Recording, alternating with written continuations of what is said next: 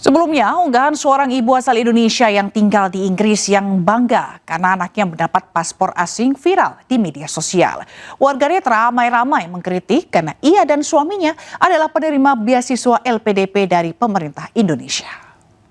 Tunggu selama 4 bulan ke belakang nyampe juga. Ini paket bukan sembarang paket, isinya adalah sebuah dokumen yang penting banget yang merubah nasib dan masa depan anak-anakku.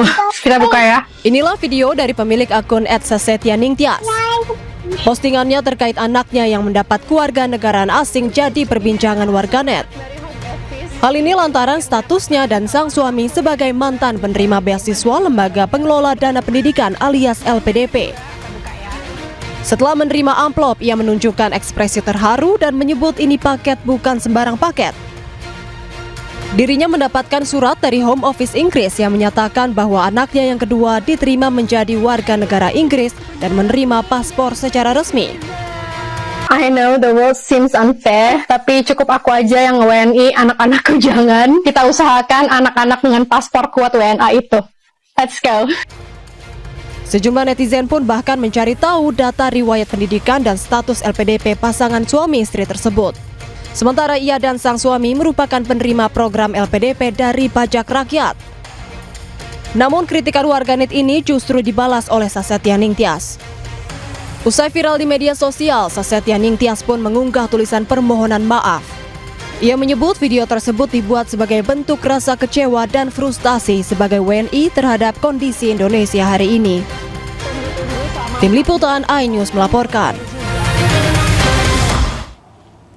Sementara itu, Arya Iwantoro, suami Dwi Sasetyaningtyas, influencer yang pamer paspor kewarganegaraan Inggris anaknya, diwajibkan mengembalikan dana LPDP oleh Menteri Keuangan Purbaya Yudisadewa. Arya Iwantoro diduga belum memenuhi kewajiban pengabdian sesuai skema LPDP.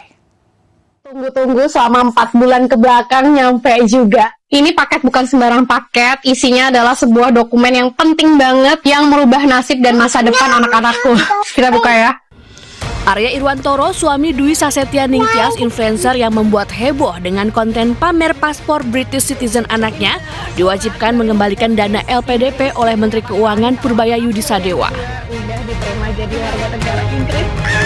Arya Iwantoro diduga belum memenuhi kewajiban pengabdian sesuai skema 2N+1, yaitu kembali dan berkontribusi di Indonesia selama 2 kali masa studi ditambah 1 tahun setelah lulus. Arya menempuh studi S2 dan S3 dengan pendanaan LPDP hingga meraih PhD dari Utrecht University pada tahun 2022 lalu dan melanjutkan riset postdoktoral di University of Exeter.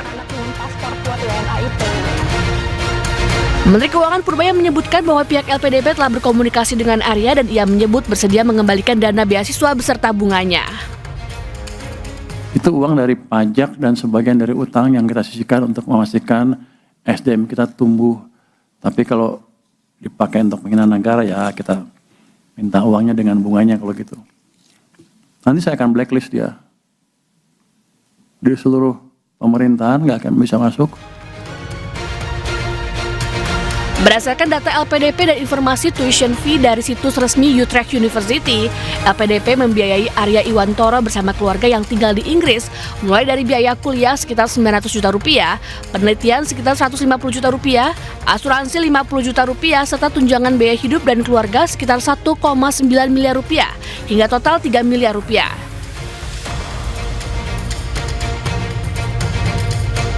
Sementara untuk biaya S3, biaya kuliah Rp0 karena dibiayai universitas. Penelitian sekitar 300 juta rupiah, asuransi 4 tahun sekitar 100 juta rupiah, tunjangan dan biaya hidup sekitar 4,3 miliar rupiah, sehingga total 4,7 miliar rupiah. Jadi total keseluruhan 7,7 miliar rupiah. I know the world seems unfair, tapi cukup aku aja yang WNI, anak-anakku jangan. Kita usahakan anak-anak dengan paspor kuat WNA itu. Let's go. Usai viral di media sosial, Sasetyaningtyas pun mengunggah tulisan permohonan maaf. Ia menyebut video tersebut dibuat sebagai bentuk rasa kecewa dan frustasi sebagai WNI terhadap kondisi Indonesia. Tim Liputan iNews melaporkan. Ya pemirsa, Badan Pendidikan dan Pelatihan Keuangan melakukan audit terhadap ratusan alumni beasiswa Lembaga Pengelola Dana Pendidikan (LPDP) guna memastikan integritas penggunaan dana pendidikan negara tersebut. Hingga kini tercatat 44 orang teridentifikasi melanggar kewajiban untuk kembali dan mengabdi di Indonesia. Terakhir Pak Sudarto, BPPK. Dalam konferensi pers APBN Kita di kantor Kementerian Keuangan Jakarta Pusat Senin kemarin, PLT Kepala Badan Pendidikan dan Pelatihan Keuangan Kemenkeu Sudarto melaporkan 44 penerima beasiswa LPDP mangkir dari kewajiban mengabdi di Indonesia.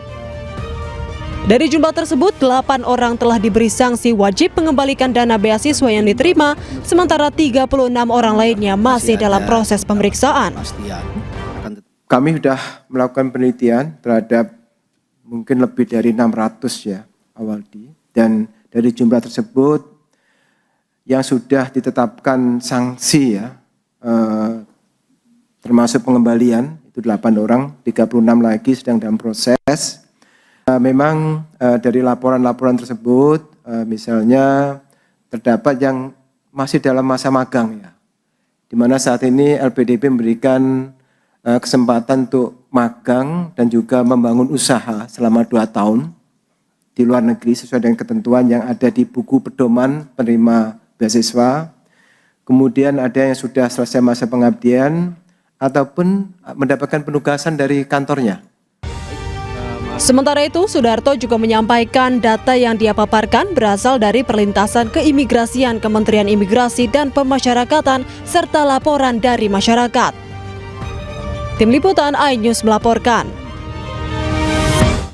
Sementara itu mulai 2026 pemerintah membagi beasiswa reguler LPDP dengan skema beasiswa sistem atau STEM industri strategis dan share. Kedua beasiswa tersebut berfokus pada bidang studi tertentu. Lalu apa saja bidang studi yang dimaksud dan komponen dana apa saja yang diberikan atau diterima? Berikut daftarnya untuk Anda.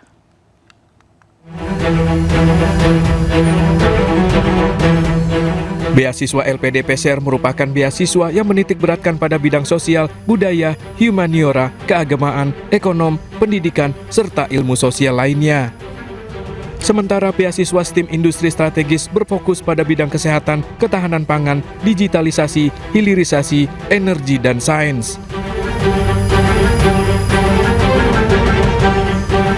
Komponen dana yang diberikan ada 2.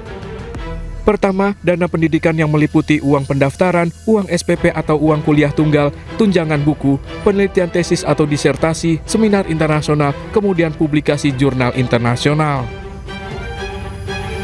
Sementara yang kedua, dana pendukung yang meliputi transportasi, aplikasi visa, asuransi kesehatan, kedatangan, biaya hidup bulanan, lomba internasional, tunjangan keluarga khusus dokter dan dana keadaan darurat jika diperlukan.